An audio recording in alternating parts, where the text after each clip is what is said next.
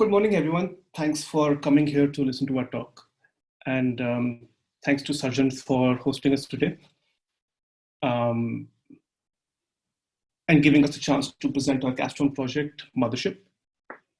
My name is Bharat Agarwal, and joining me today are Jon Kulton and Ian Evans. You guys can say hi. Hey, everybody.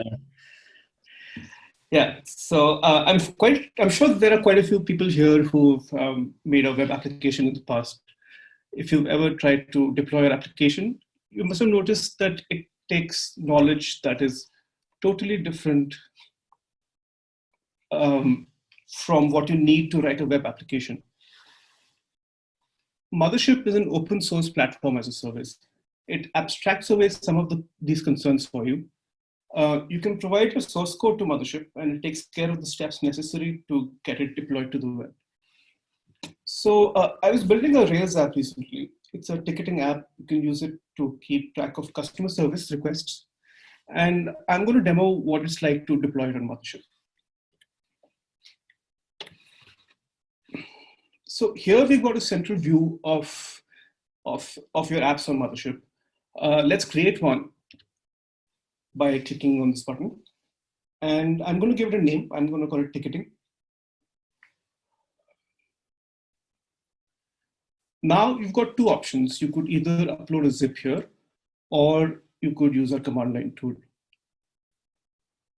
So let's provide a zip file here. And once you've done that, Mothership sends it to a server, takes care of the build process for you. You can see that the app was built successfully. This is a Rails app with a Postgres database, and you can add that database with a click of a button. Now your database is up. Rails apps need some environment variables to be set.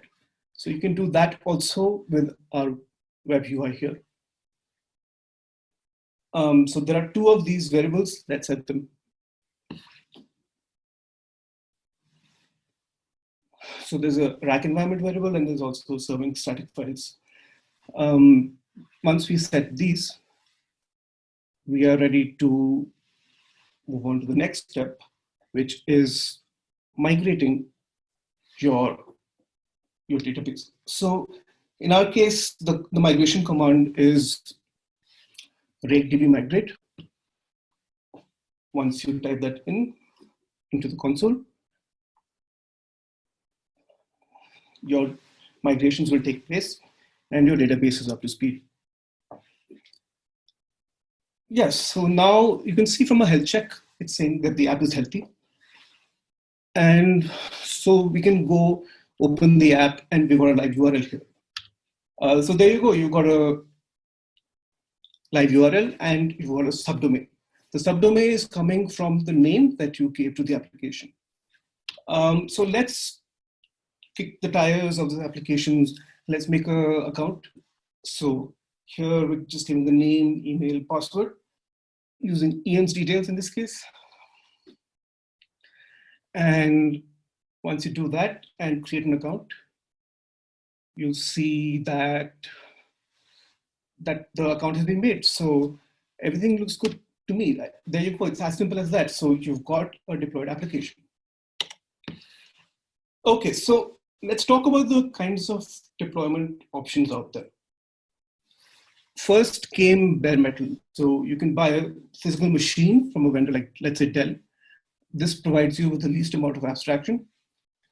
Then you can use infrastructure as a service. This abstracts away some complexity. Examples of vendors for this would be DigitalOcean or AWS. And a further layer of abstraction on top of this is platform as a service, which is what we built. Examples for this are providers like Heroku or Google App Engine. With bare metal, there are zero abstractions. Your concerns go all the way from physical hardware to app level concerns. With IaaS, you get virtual servers. Now, you reduce the scope of your concerns. The things we focus on are operating system, the firewall, and so on. all the way up to your app concerns. With a Paas, you've given application instances as a level of abstraction. Your only concern are your app code, and these are useful when you just want to deploy apps. So in a traditional situation, a Paas acts as an intermediary between you and the infrastructure provider it uses beneath the Paas. In this situation, the only thing you control is your code. You hand that over along with your data to two third parties, the Paas and the IaaS. This can expose you to changing business decisions on the end of third parties and involves a level of trust with your data.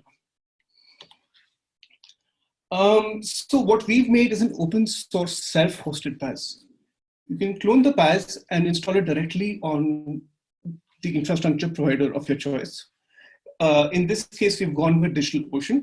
So we have removed the third party, and now you're only which would be something like Heroku or Google App Engine, and now you're only reliant on the IaaS as a third party. So what are the benefits of going in this direction? As I mentioned before, there's this aspect of control, both with business decisions and with data. This approach also gives you mobility between different providers as necessary. And also, this being open source software, you can audit the source code, you can fork it as per your needs, or even patch it if you see any problems with it. So we went in with certain goals for what it would be like to deploy applications on Mothership. We felt it was important that the user didn't need any server or container knowledge. We wanted to support multiple languages and frameworks based on these languages. We wanted to provide the user with a central place to view and manage their applications. We did this by providing a web and a command line interface. All that said, there are a couple of drawbacks with this approach. We can't expect feature parity with something like Heroku. And since there's no built-in support team, you can expect lower uptimes. Considering all of these points, we feel that this is a great solution for deploying internal-facing company apps. Earlier, I showed you a demo of how to deploy apps on Mothership. There's also deploying Mothership, which is the Paas itself. We want to make this as easy as possible. All you have to do is run a command called Mothership setup. As your deployment needs grow and shrink, we want it to be easy to scale Mothership. This is also very easy using our CLI. All right, so let's take a look at a demo for doing this. You type Mothership setup and enter your DigitalOcean access token, as well as the domain you want to host it at. After this, the tool takes care of everything else: provisioning a server, installing the Paas, installing the dependencies, and even starting it on the server. Once all of these steps have taken place, all you have to do is set the DNS records for the domain you gave us. And that's it. This is a one-time process, and once you've done this, you've got your own Paas. And now Jon's going to take over and talk about how we built this. Thank you, Bharat. So let's talk a little bit about how we built Mothership. And this is really a conversation about problems. And we tried to categorize our problems into 4 core categories. We have a problem called tenancy, and that's the problem of where should these applications that are deployed to the platform as a service actually live. The second category, application packaging. How do we build an environment for an app? Because if you remember, Bharat just talked about it, with a Paas, you deploy your application to the Paas. The user shouldn't need to actually create the environment for the application to run inside of. Similarly, with resource scheduling, how do we keep track of the deployed apps, and how do we manage the infrastructure, since the user doesn't or shouldn't have to? And then finally, there's the category of service discovery. And this is really all of the networking problems that we ran into with this project. A specific example there is, how do you map a public URL to a deployed application? So what we're going to do is work through these problems one by one and progressively build Mothership as we go through this presentation. So the first problem we're going to tackle is tenancy. Where should the applications that users deploy actually live? There's basically two high-level options here. There's single tenancy and multi-tenancy. Now, single tenancy, you can basically think of this as the traditional infrastructure as a service deployment route. If you have an AWS or a DigitalOcean account, this is typically the route that you would go to traditionally deploy an application. You would create a new server, and you might configure that server with something like a firewall, any operating system level things you need to install, and then you would copy your code over to that server. You might set up a database for it as well. And in this model, it's one app per server. Now, alternatively, there's multi-tenancy. And in multi-tenancy, you run multiple apps on the same server. Now, when we first approached these two models, we just said, okay, let's look at the benefits and drawbacks to these different models. Why would you pick one over the other? So single tenancy, one app per server. This is great because apps can take full advantage of the server that they're running on. It's great for running large applications. And additionally, this is an interesting one. Apps have isolation from one another out of the box in this model because they run on totally different servers, right?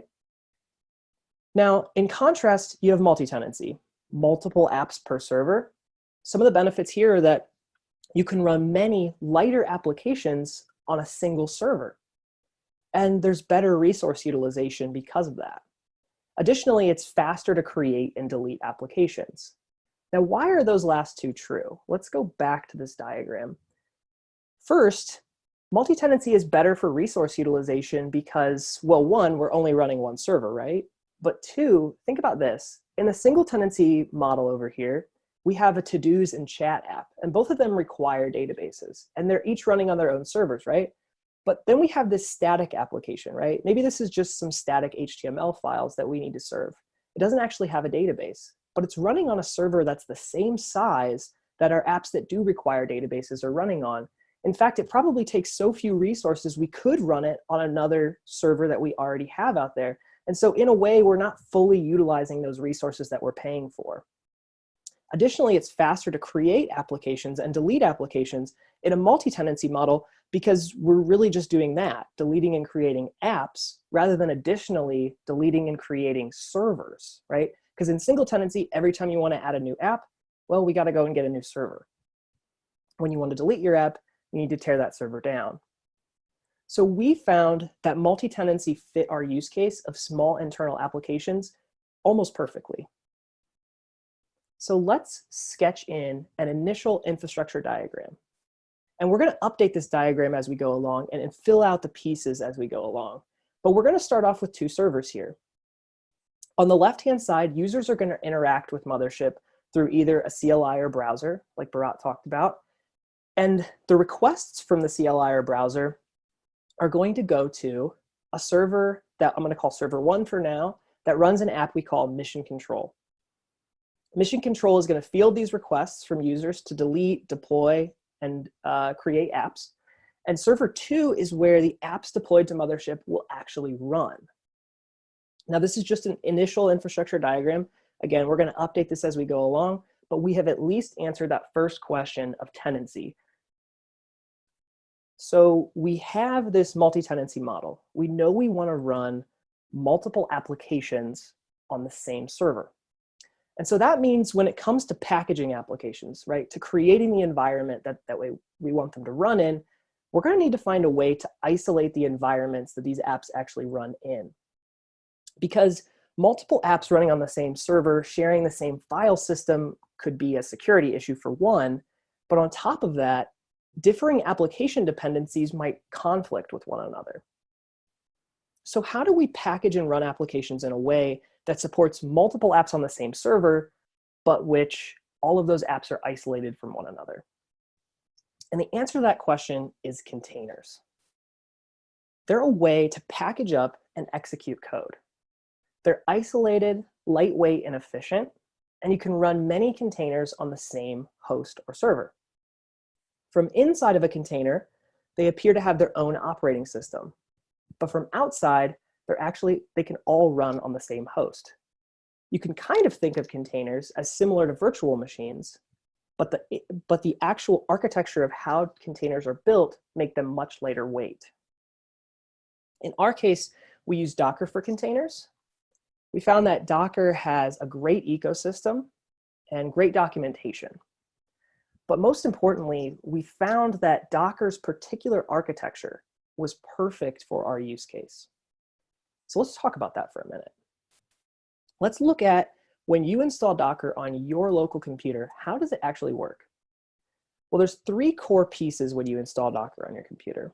There's something called the Docker daemon. This is a server that actually runs in the background on your computer, and it's where the heavy lifting of actually creating and running containers happens. And then second, there's a REST API that actually wraps that Docker daemon, that Docker server. It's how you actually communicate with Docker and issue requests to Docker. And then the final piece is the Docker CLI. And if you've ever used Docker before, this is probably the piece of Docker that you're most used to. These are commands that you run from the terminal, like Docker image ls or Docker ps to see what's currently running. But what's actually happening behind the scenes when you run those Docker terminal commands is that the Docker CLI turns those into REST API requests that it sends and which get fielded by the Docker daemon, the server that's actually doing that heavy lifting behind the scenes. Now, internalizing this three-piece architecture is important because it unlocks some really powerful workflows you can do with Docker. And just to drive this point home, here's a diagram for what this might look like conceptually. You have your computer, and you interact with the Docker CLI. The Docker CLI uses the REST API to send requests to the Docker daemon. So you can start to see here that Docker kind of works like many web applications. You have some kind of interface that you send requests to a server behind the scenes. And this is true if you look at Docker's documentation. They actually talk about this. They say the Docker client and daemon can run on the same system, or you can connect a Docker client to a remote Docker daemon. The Docker client and daemon communicate using a REST API, which we've seen, over Unix sockets or a network interface. So you might be wondering, why does any of this matter? Why are you covering this? Well, let's go back to our architecture diagram and we'll find out why it matters. So we're going to sketch in the fact that we're using Docker to containerize and run apps. And a couple of things have changed here. Now, users will still interact with Mothership through a CLI or web interface, right? And those requests will get sent to mission control. But here's where things get interesting. Server 1, where mission control runs, fields those requests from users to create, deploy, and delete apps. But now we have some specifics for how server 1 and server 2 interact and how apps actually run on server 2. Mission control fields these requests, and then it uses its Docker client to issue commands for creating and running containers on server 2. Because the Docker client on server 1 sends its requests to the Docker daemon on server 2. So Docker's flexible client-server architecture has allowed us to create and run containers on a different host entirely. Those initial Docker commands are run on server 1, and the requests actually get sent to server 2, where the containers are created and run. So we now have a multi-tenant architecture where apps run inside of containers. But it turns out the containers themselves are only really half the battle when it comes to packaging applications. Because as Bharat talked about, our use case calls for the ability to deploy using common languages and frameworks. We don't want to specify a particular language that a user uses. So how do we build a Docker container that can support and run Ruby or Node.js or Python apps? And more specifically, how do we install system-level dependencies? How do we install language-level dependencies like gems and NPM modules? How do we determine and run the correct command for actually starting the user's application? Well, I'm going to show you one of the earliest versions of Mothership, how we did this. The earliest version of Mothership supported only rack-based Ruby apps. And here's what the Docker file that we would generate every time a user deployed an app looked like. Now, if you've never used Docker before, you can basically think of a Docker file as a recipe for creating a Docker container. Now, in our case, this was the earliest version, and we would generate this Docker file every time a user would deploy an app, and you would use it for creating the container for their app. And you can see here, we would install the latest version of Ruby. We would copy their source code into the container. You can see there, we're copying a zip file in. We unzip that and then remove that zip file. And then we would run a dependency installer, like bundle install. And then finally, we would start the app. So here you can see we were using the Puma gem to actually start the application up. Now, you can probably tell there's problems with this. We already said we wanted to support other languages, and this only supports Ruby, obviously. This installs the latest version of the language, but your app might actually use something else, right? And it also assumes a standardized start command. Not every Ruby application uses Puma to actually run the application. So we said, this isn't going to work, obviously. This was our first version. So let's try to create a solution for this that supports multiple languages. So our first solution for this was, well, we have a one Dockerfile solution, right, that works with rack-based Ruby apps. Maybe we could create separate Docker files for each language we want to support. And then what we could do is we would scan the source code of the app that the user uploaded to determine the language version. We could ask the user for what command to run to actually start their app at deployment. And then what we would do is we would insert these values into that Docker file. Unfortunately, this had a lot of problems. Scanning a set of source code for a language version turns out to be very imprecise. And I mean that between languages, but also within a given language. In the Ruby world, sometimes your source code will have a .ruby-version file in its root. Sometimes that Ruby version will be specified inside of a gem file. And that's just within one language type. Additionally, asking a user for a start command at each deployment turned out to be kind of laborious. And finally, and this was really the nail in the coffin of this solution, there were so many dependency install edge cases. There were so many times where the main problems we were trying to fix in these Docker files was strange edge cases when using bundler and npm install or yarn install. We were just running into a lot of strange edge cases with dependency conflicts in this model. And we just said, this is not going to work. So the second solution that we looked at for this problem is called Buildpacks.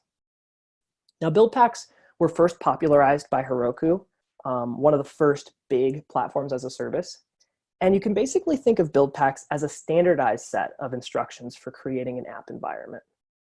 Buildpacks install the application's language and its dependencies, and they can even detect the start command for the app if the user specifies a proc file.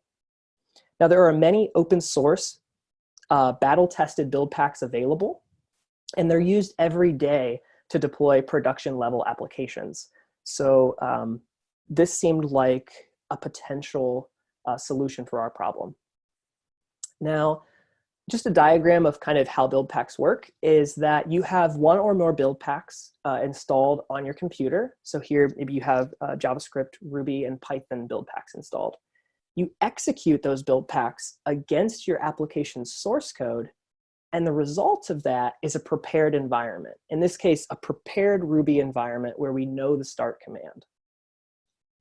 Now, you're probably wondering, but you already said that you're using Docker and Docker containers to containerize your apps. So how do Buildpacks fit into this? Well, we wondered that at first too. So what we do is we start with a base Docker image that includes the Buildpacks for the languages that we want to support pre-installed.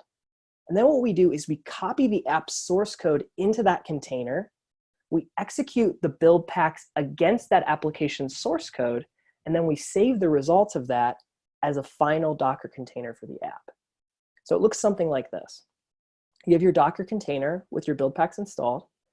You copy the app's source code into that container. And then remember, the way that Docker containers work is that from the inside, they appear to be their own operating system. So inside of that container, we execute the command to execute the Buildpacks against the code, and it results in a ready-to-run environment, a ready-to-run container. It also extracts that start command from the proc file that's specified in the app source code. So we now have multi-tenancy architecture where apps are containerized using Docker containers, and we used Buildpacks to make sure that those containers are specific to the application type. But we're not out of the woods yet. We now have a problem called resource scheduling. So what is this? So we have a single server that runs multiple apps, right? But what happens if we need to run 20 or 50 or 100 applications? Our single server isn't going to be able to run 100 apps.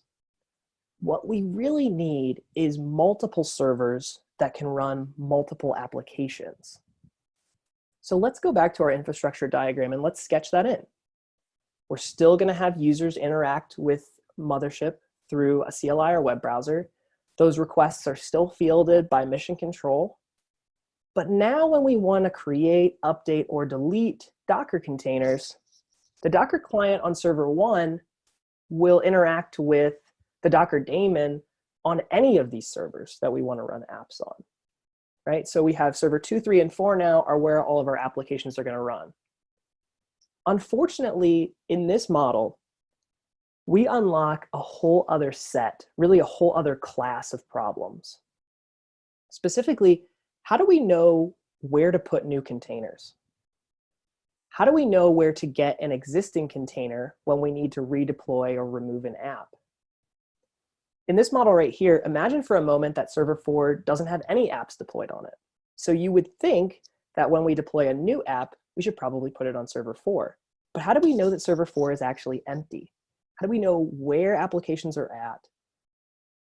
We haven't even begun to consider how you would route requests from the public internet to these different apps on these different servers. So we have some core problems, right, that we just talked about. How do we know what containers are running? How do we know which server containers are running on? How do we know where to put new containers? And it turns out that the container ecosystem has a solution for managing multiple containers across multiple machines like this. This is a common problem. And the solution is called a container orchestrator. And what container orchestrators do is they allow you to manage containers across one or more nodes in something that they typically call a cluster. Container orchestrators provide an interface for creating, updating, and deleting containers on a cluster of machines like this. Container orchestrators can even restart containers if for some reason they stop unexpectedly. And this is a really neat one. Container orchestrators are even capable of redistributing containers across these servers as we add or remove servers from our cluster. So let's just talk about the basic terms behind container orchestrators. There's a few different container orchestrators out there, but there's some base terminology, or at least base mental models that they use under the hood. One of the base pieces is the cluster, and this is really just your grouping of servers that are taking part in your cluster, or taking part in your container orchestrator. They have something called orchestrators or managers, and these are typically the node that's orchestrating the cluster, that's in charge of where containers are running. And then the final piece is workers or nodes. These are non-manager nodes that are just running containers at any given time. So let's go back to our infrastructure diagram, and you'll start to see how a container orchestrator works when we update our diagram with one. So again, same piece that we've always had there on the far left side. Users still interact with mission control the same. We haven't really had to change how the user interacts because all of this stuff that we've been changing is behind the scenes. So now what we've done is created our cluster. In our case, we're going to call it the app convoy because we want to keep with the theme of Mothership and mission control and what we have going there.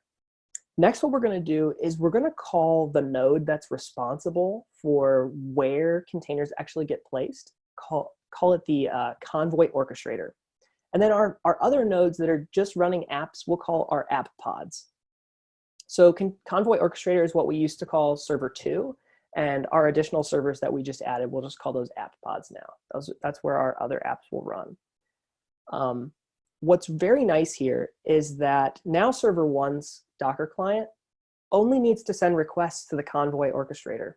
The Convoy orchestrator will take those requests to create, update, or delete apps, and it will decide how applications, how these containers should be distributed across all of these nodes that are taking part in this cluster. And additionally, it keeps track of where those applications are actually running. If one of these pods unexpectedly shuts down, it can redistribute these containers across those pods. Now, this new infrastructure actually creates some interesting networking problems itself. And I'm going to hand things off to Ian to talk about how we handled those. Awesome, thanks, John. Okay, so John's walked us through how we go about taking application source code and packaging it up into an isolated environment so that we can run multiple applications on the same server. And then we also saw how we handle the problems of resource scheduling, which is, figuring out where to place these things and keeping track of them on this distributed architecture. The problems that we confront now are problems that are called service discovery. And that basically has to do with the fact that now that we have these applications running on arbitrary nodes that's managed by our container orchestrator, we need some way to find them when we need them. And we're going to talk about two problems in particular. One is how do services talk to each other? And the other is how do we map URLs to services?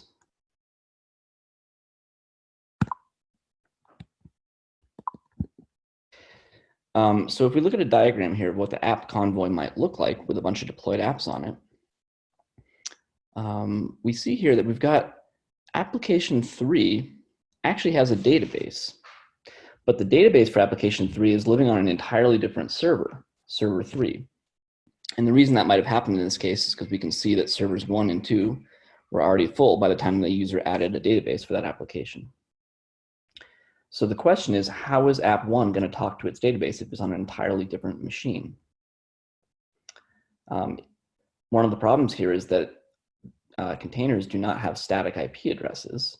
These are ephemeral things, right? And for all we know, in 5 minutes, the database for app 3 could get moved to a different app pod as the container orchestrator sees fit.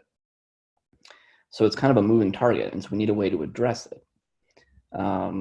Now, the only way that Docker containers can communicate with each other is via some kind of network, because from their perspective, they're entirely distinct operating systems. And the only way two different computers or operating systems can talk to each other is over the network. So how are we going to solve this problem? What we do with Mothership is we make use of a thing called an overlay network. And what an overlay network does is it generates what looks like, from the perspective of people on the network, it looks like a local network, but in fact, it's virtual. It's actually a distributed network spanning multiple hosts across the internet. And so by using an overlay network, we can have apps and databases join this overlay network, even if they're on completely different machines, and they don't have to know where each other are. From their perspective, they're on the same network and they can talk directly to one another. So that allows two services to communicate, even if they're not on the same server. But there's still this question of how do we know like the IP address, right? So yeah, they're on the same network and they have network IP addresses, but those are going to change over time. So still we want to know how can the app address the database. And the way we handle this problem is via local DNS server. So every overlay network gets its own DNS server, and every service connected to that network maps its service name to its current IP address. And whenever that IP address changes, the DNS entry gets updated. So when we have this model, if we go back to our diagram here, app 3 can send requests to its database directly by just knowing the name of the database, app 3 database in this case. And then the DNS server resolves that to a local IP address on the overlay network. So let's see a diagram of what this looks like. Now what we do is every time we add a new app to our system, we create an overlay network for that app. And then whenever we add a database to an app, we also add the database to that same app's overlay network. So here we have apps 1 and apps 2, and each has its own overlay network. And we see that app 1 is connected via this network to its database, and app 2 is connected via this overlay network to its database, even though that database is on an entirely different computer. And the reason that we create separate overlay networks for each app is we want to maintain some isolation here. We don't want app 1 to be able to talk to app2's database and vice versa. So this solves the problem of inter-service communication, right? Apps can now talk to their databases via these overlay networks. But there's an additional problem, and that is how are we going to map URLs to services, in particular to application services? We want applications to be accessible over the internet via some kind of nice URL. So for example, we might want, we have app7 running here in the Convoy. We want that to be accessible via a nice URL like app7.mypaas.com. But when a request comes into our system for app7.mypaas.com, how do we know how to get it to that app? Again, to hammer this point home, apps, these app containers don't have static IP addresses, and they can be moving around among nodes at any given time. So what would our DNS entry for this URL look like? How would we know what IP address to attach to this URL? It's a dynamically changing thing, so we have a problem here. Additionally, our apps are currently not exposed to the internet at all. They're just living on overlay networks, and so they're not publicly available. So we've got to solve both those problems. One way of getting around this comes built into Docker. It's called the ingress routing mesh. And what the ingress routing mesh allows you to do is publish a unique port for every single service that you put on your in your container orchestrator, right? So every single app could publish a unique port. And then because the container orchestrator is keeping track of where the different containers are actually running, it makes sure that any container in which it runs that app opens up that port and connects it to that application container. So then when a request comes into the system, the ingress routing mesh provides a layer 4, it's TCP proxy load balancer. And so it can then route requests to the correct node and then from there into the correct running container. And that all works great and makes a lot of sense for a lot of use cases, but it's problematic for our use case. And the main problem is that the URLs are not going to be very friendly. So for example, if we put my app, we attached it to port 13541, and if we attach my other app to port 97654, well, now the URLs for users to reach these applications become something like mypaas.com:13541. And these are ugly URLs. They're not very memorable or intuitive for users that aren't familiar with ports. Additionally, there's some security concerns here. If you've got 100 apps deployed on your Paas, you don't really want 100 ports open to the internet. It just increases your attack vector. So this is really not the solution we're looking for. We don't want to route based on port. We want to route based on host names like app7.mypaas.com. So if we want to route based on host names, what we need is a layer 7 reverse proxy or load balancer, something like HA proxy or Nginx or Apache. So we can definitely add a layer 7 reverse proxy to our system, but now we're back to this problem that we started with, which is how are we going to configure this proxy when the URL comes to it for app7.mypaas.com? How are we going to know how to map that to the running container? Again, we can't map it to a container IP because these change. And again, we don't even know what node it's on because they move between pods as the overlay network determines it needs to. This problem vexed us for a while. It may be obvious to some of you, given the way we set things up though now. What we need here, if we have a Nginx service that we add to our cluster, and we want the Nginx service to be able to talk to the app service, well, what we need is another overlay network because overlay networks solve that problem for us. So that's what we did. So here's an example of where we're at initially. We've got overlay networks for every app and databases connect to them. What we want to do now is add a proxy service to our system that can handle external requests. And then we create a proxy network, overlay network. And we make sure that all apps in our system are connected to this proxy network. And that means that the proxy can talk to the apps directly by their service name. And so to configure a URL, it's as simple as hooking up that URL to the name of the service you want it to point to, or the name of the app in this case. And so this is what the solution looks like fully fleshed out. A client request comes in for app7.mypaas.com. And we've got all subdomains like star.mypaas.com pointed at the orchestrator's IP address, right? And so when this request comes in, it hits the proxy server because the proxy server is exposed on port 80. And here we do use the ingress routing mesh to make the proxy server available on that port. The proxy server then routes the request to the correct app via its app service name through that proxy overlay network. So the proxy network can just send that request directly to app 7. App 7 answers the request and sends it back through the proxy to the client. So that's how we handle that problem of service discovery. We have overlay networks in the case of apps and their databases. And in the case of handling external requests, we combine overlay networks and an ingress routing mesh to allow a proxy server to field requests to the correct running containers in our system. And all these pieces combined, now we've got application packaging, we figured out the tenancy model, we figured out how to do resource scheduling, and now we've solved this service discovery problem. With these pieces in place, we have the core of the Mothership platform as a service. And getting all these pieces in place was a significant engineering challenge, but there's actually still a lot more work to do. For this PaaS to be useful, we need a bunch of features.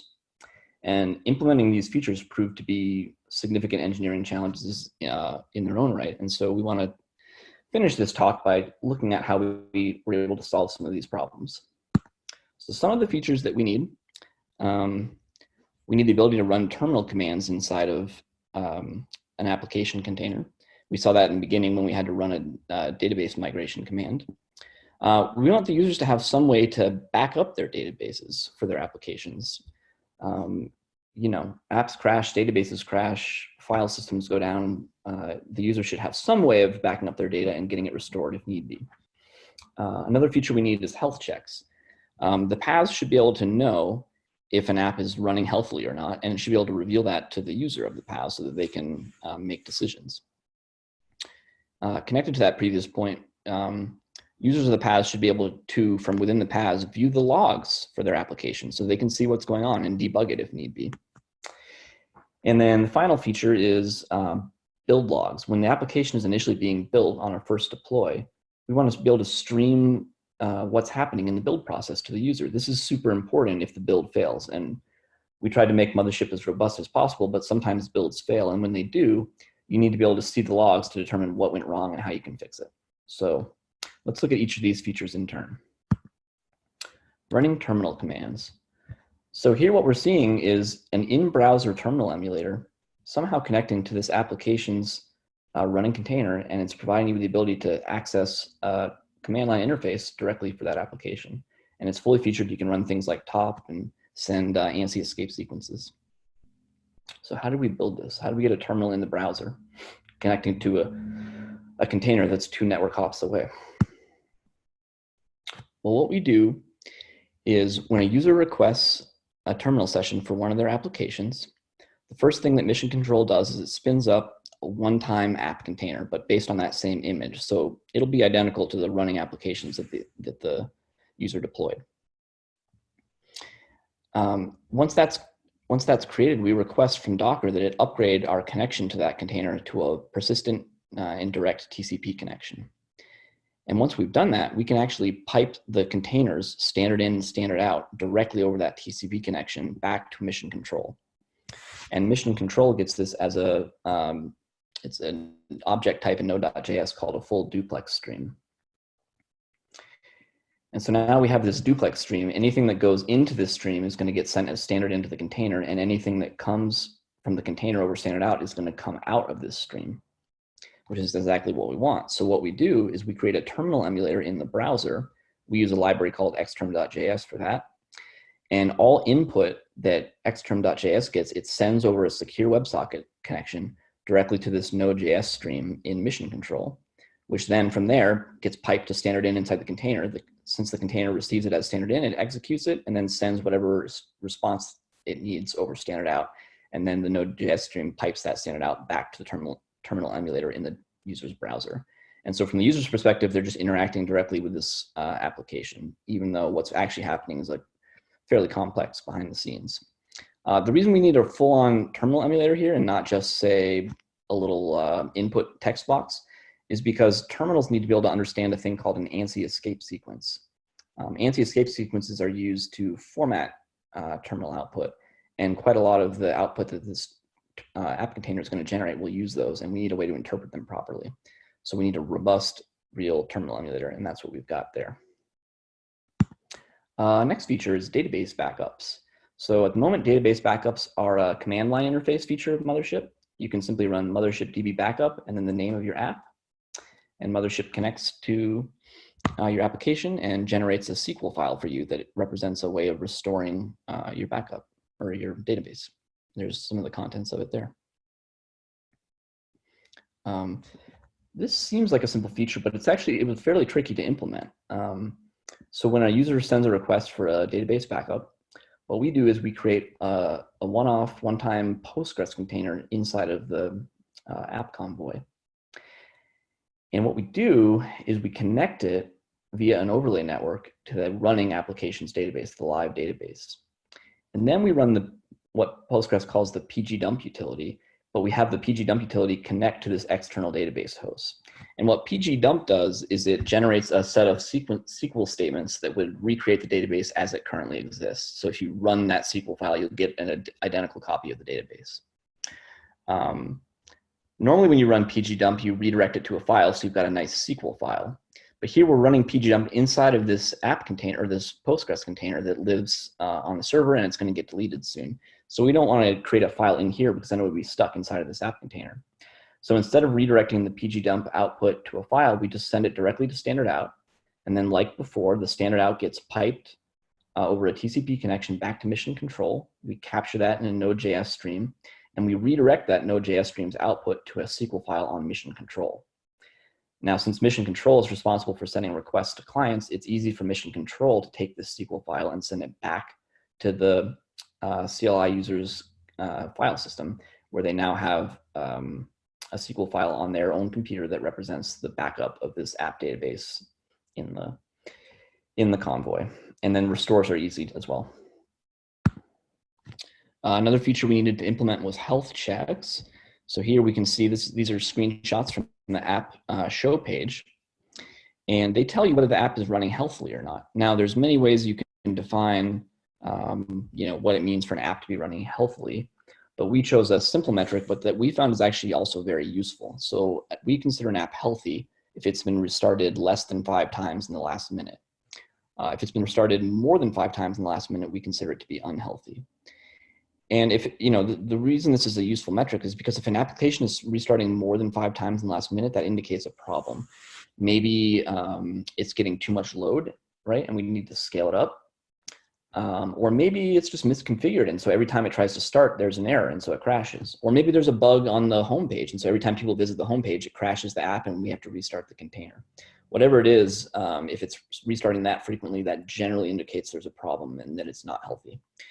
And the way we implement this is fairly straightforward. When the user visits the show page, we open a WebSocket connection to Mission Control, and then Mission Control periodically checks how many times the application has been restarted, and every time it checks, if it restarted less than 5 seconds, it sends back a healthy message to the user's client, and if it's restarted more than 5 times, it sends an unhealthy request, message. And then the user's browser displays the result of that WebSocket. Another feature was service logs. This is connected to the previous feature. If your app is unhealthy, you probably want to look at its logs to see what's going wrong. So here's what that looks like in Mothership. You click View Logs, and you get a live stream of the logs for your running application. And this will just keep streaming until you decide you want to no longer view the logs. And this is really useful for debugging. So how did we accomplish this? Here, the story is actually fairly similar to the terminal emulator story. Slightly different, though. We never connect directly to a container because we don't know how many containers your application has, and we want the logs from all of your application containers. So what we do is we send a request for service logs, service level logs, directly to the Convoy Orchestrator. And the Convoy Orchestrator is actually responsible for aggregating logs for all the running containers that represent your current application. And what it does is it streams those logs, again, over TCP back to the Mission Control server. And we get this stream once again, and we stream it back to the in-browser terminal emulator that we spin up whenever the user wants to view service logs. Final feature we're going to look at here is build logs. So you saw this at the beginning in our initial demo. The build logs show you what's happening in the build process when you deploy an application. And again, these are useful in case there's a problem with the deploy. These are implemented slightly differently than the previous features. We don't use WebSockets in this case. When a user initially requests to deploy an application, we're able to directly from the container orchestrator stream those build logs back to mission control. And where it streams them to is an endpoint, a server-sent events endpoint that we maintain on mission control. So whenever a message comes in, the server-sent event endpoint will forward that message to any clients that are subscribed to it. So when you first deploy an application, your browser subscribes to this endpoint. And so whenever a message comes in, it gets sent back to your browser and the browser displays it nicely, again, in a terminal emulator. And with that, that's kind of the tour of some of the key features in Mothership and how we built them. And that pretty much concludes our talk. Just to highlight some future work, we'd like to add more robust testing to Mothership. We'd like to add the ability to have versioning and deployment rollbacks for applications. We'd like the ability to support applications that use background jobs. The CLI is missing some features that are in the web, so we're aiming for CLI feature parity.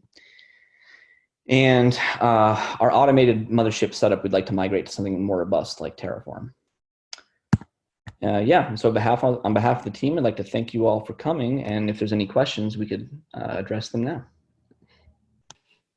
Okay, we got a question here from Derek. Was there any part of your launch school experience that made your team want to explore this project area? That's a great question.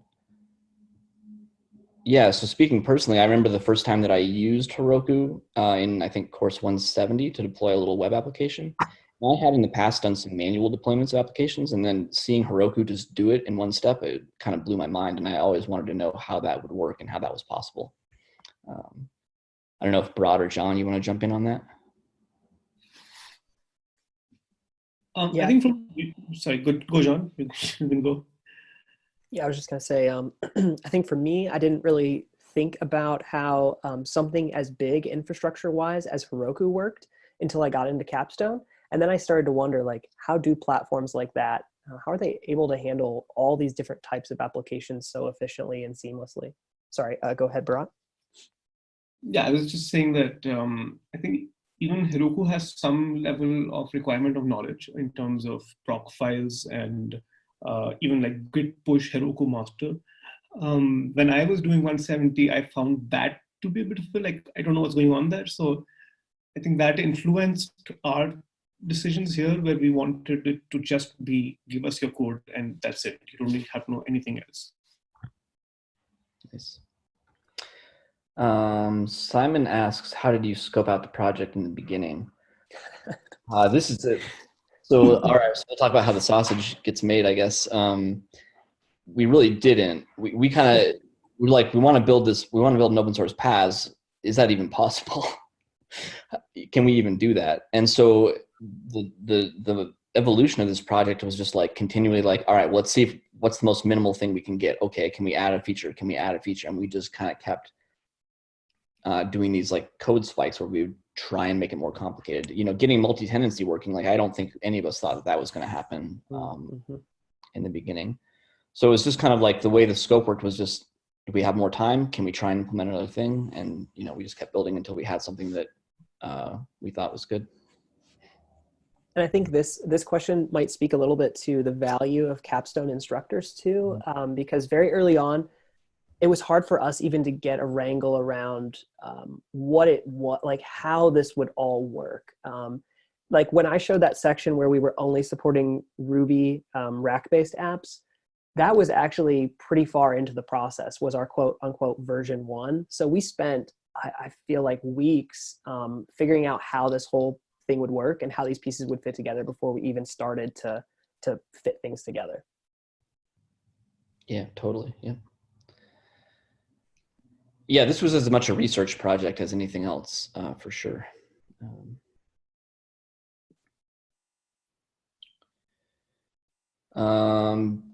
David Parich asks, great presentation. Question around those more difficult engineering problems. How did you know what you were researching and working on was leading you down the right path towards a working solution? Yeah, that's a great question. There were actually definitely some blind alleys that we went down, and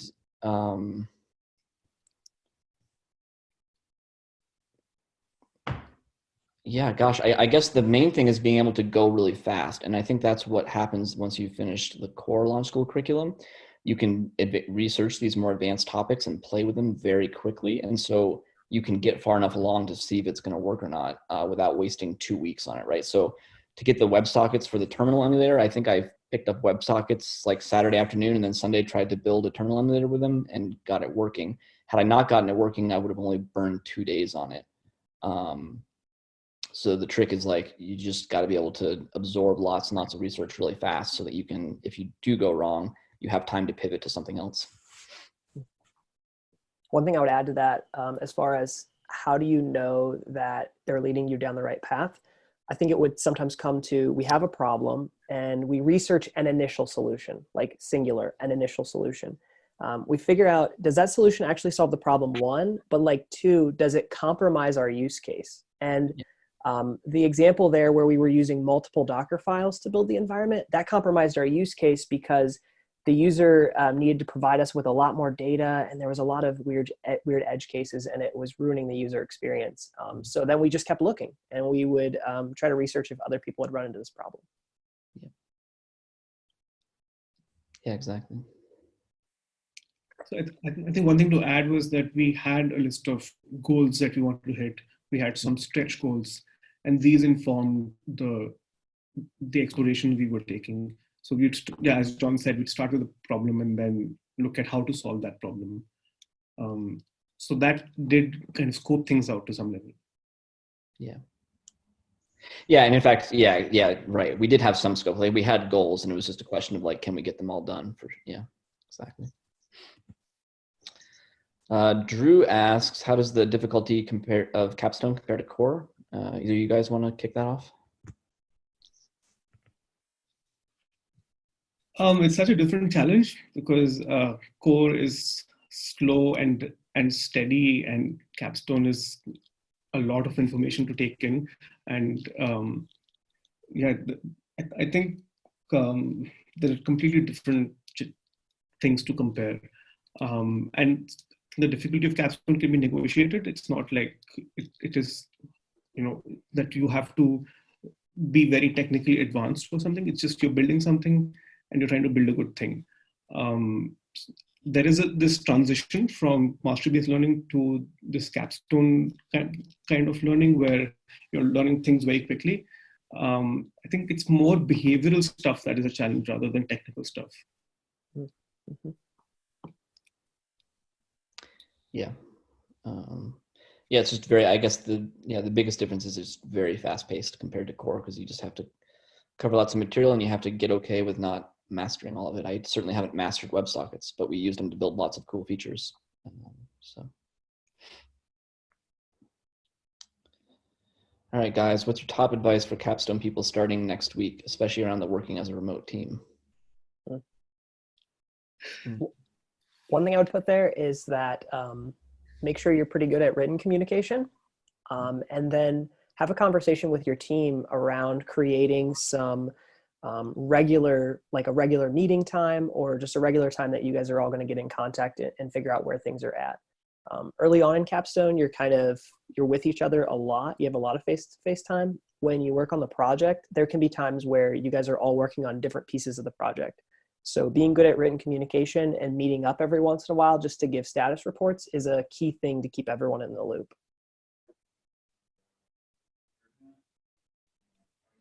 Yeah, I think documentation is important, and like the communication is super important. You have to keep everyone in the loop about what's happening. Yeah, I mean, it's quite a unique experience working as a remote team, that's for sure. I would say this isn't exactly related to working as a remote team, but I would say pace yourself. This is a long haul. If you come out of the gate working 14 hours a day, maybe you can sustain that for 3 months and then another 2 months of your job search, but probably you can't. So pace yourself, focus on what's important, and don't feel bad if you take a Saturday off or something. Like, it's okay. Yep. Yeah. Oh, and we got another one from Derek. Once you began coding the project, how did you balance maintaining the user experience versus exploring technologies you wanted to use?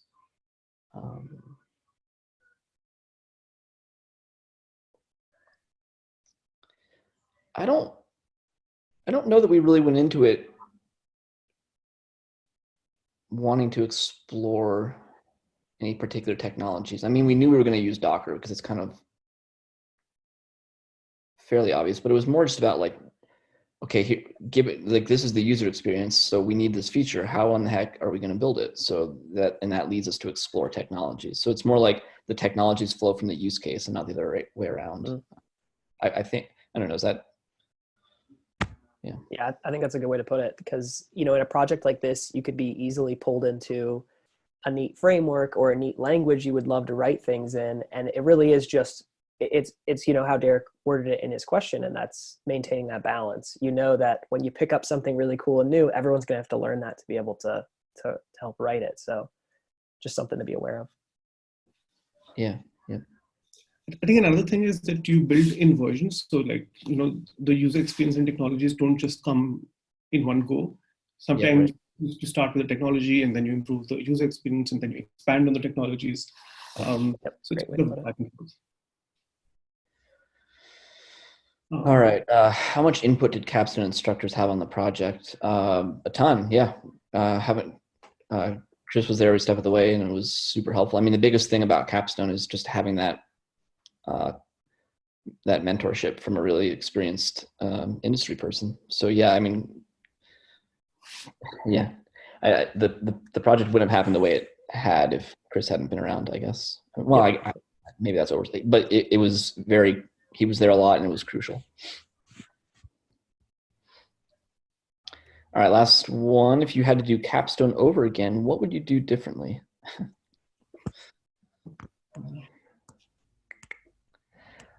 I personally, like, if I think back, like, a lot's happened in the last 3 months, and I can't remember. There's whole like 2-week periods where it's like, what was happening in that 2-week period? So I have like a little daily journal so I could just like review, like, oh right, that's what we were thinking about at that time, or that's, you know, just for historical purposes, and probably for review later on the line. That would be nice. What about you guys?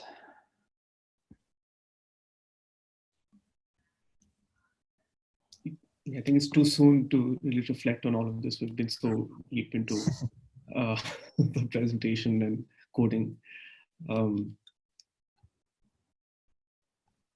I might focus a little bit on what Ian talked about earlier, just like trying to pace yourself a bit more, even just from a mental, like, mindset perspective.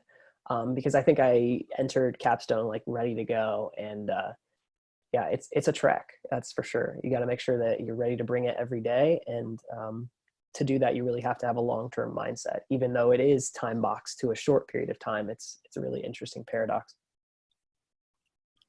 Yeah. Yeah, I think there is this aspect of even taking care of yourself. You know, get some sun, maybe do a little bit of exercise, not just make this your only thing. Yeah. Because it's a long thing. Yeah, like in that initial, like, you know, 3-4 week algorithm period, you can go nuts studying and practicing and drilling. But like, honestly, like, most of that I don't have in my short-term memory anymore anyway. I'm going to have to go review all that stuff anyway as I go through job interviews. So it's like, maybe I could have shaved an hour off every day and still been fine, you know? So yeah, Cool. Well, if there's no more questions. Thank you for coming, everybody. It was a lot of fun to talk about our project with you. Yeah. Yeah, we hope you learned something, and yeah, this was fun. Cool. Yeah. All right. We'll see you guys. Have a good afternoon, everyone. Thank you.